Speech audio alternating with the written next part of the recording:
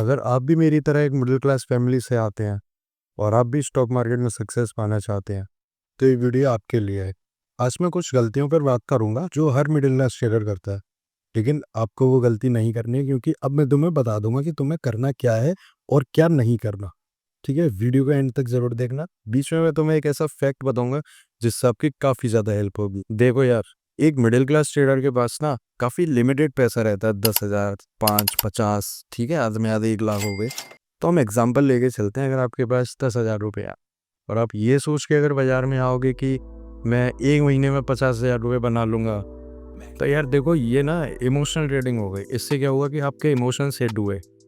आपको ये नहीं करना है। अब आप इमोशंस में आगे पता है क्या करोगे, गलत एंट्री लोगे, ठीक है, स्टॉप लॉस तो भूल ही जाओगे।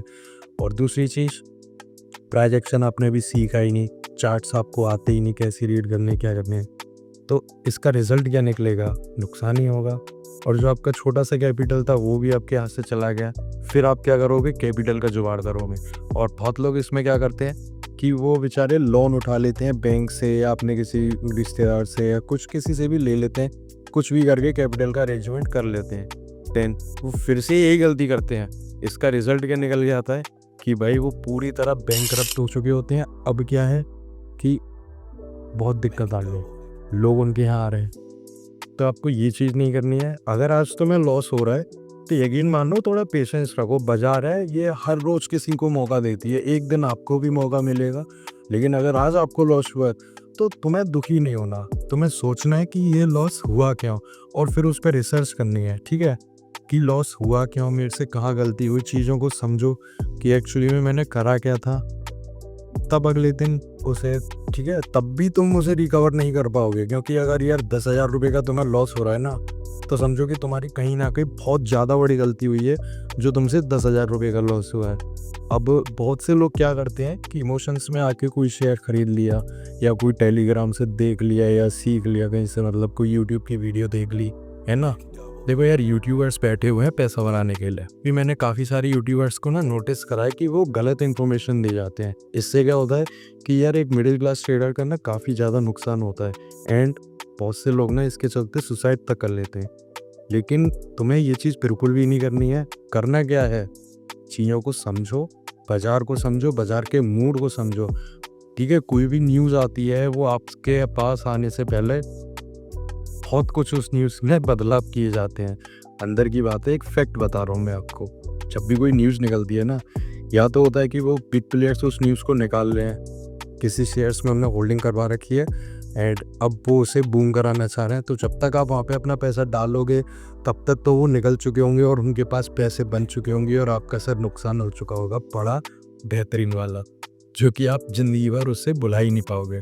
तो आपको ये चीज़ तो बिल्कुल भी नहीं करनी है कि न्यूज़ पे, अच्छा न्यूज़ के बेस पे भी आप ट्रेडिंग कर सकते हो, लेकिन तब जब आपको उसके फैक्ट पता है। अगर कोई, मान के चलो एग्जांपल के लिए, कोई न्यूज़ आई, ठीक है, अब आपने ये नहीं करना है कि तुरंत ट्रेड ले लिया उसके अकॉर्डिंग। जैसे चैनल है XYZ, में उसका नाम नहीं लूँगा, वो वहाँ पे ना फ्रूट देते हैं, टिप वगैरह। बहुत से लोग करते हैं कि उसके थ्रू चलता है, उनका लॉस भी होता है, हाँ कई बार प्रॉफिट भी होता है, मैं अब डिनाई नहीं करूँगा।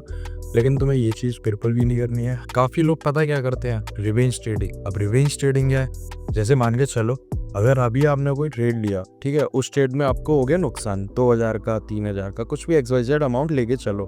तो अब आप क्या करोगे, मोस्टली ट्रेडर्स जो नए नए बाजार में आए हैं कि अरे यार नुकसान हो गया, इसको कैसे तो रिकवर करना है, उसमें आके हम और पैसे डालते हैं उसमें। ठीक है, मार्केट में क्या होता है, जब मार्केट आपकी अगेंस्ट चल रही होती है, जब तुम्हें पहली बार में ही नुकसान हो गया तो जाहिर सी बात है दूसरी बार में भी तुम वो गलती करोगे और तुम्हें अगेन वही नुकसान होगा।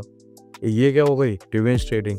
अब इसमें बहुत से लोगों का पता है कि इस हद तक चली जाती है रिवेंज ट्रेडिंग कि काफ़ी लोगों का कैपिटल बिल्कुल उड़ जाता है, अकाउंट खाली, वो भी बड़ी बहुत मुश्किल में फंस जाते हैं। तो अगर तुम्हें रिवेंज ट्रेडिंग से बचना है, इसका एक सिंपल सा फंडा है। जब भी तुम्हें लॉस हो, अपनी गद्दी छोड़ दो जहाँ पे तुम ट्रेडिंग कर रहे हो, बैठ के, जो तुम्हारा सेटअप है या लैपटॉप है उसे छोड़ दो, बंद कर दो, अपना बैठो शांति से, सोचो। ठीक है, अपनी जो तुमने जहाँ सीखा है उस कॉपी को खोलो, वहाँ पे चीज़ों को दोबारा देखो कि साली गलती हुई का, एक्चुअली में मामला था क्या। तब तुम रिवेंज ट्रेडिंग से बच पाओगे। और लॉस को एक्सेप्ट करना सीखो यार। जब तुम्हें प्रॉफिट अच्छा लग रहा है तो थोड़ी लॉस से भी दिल लगाओ।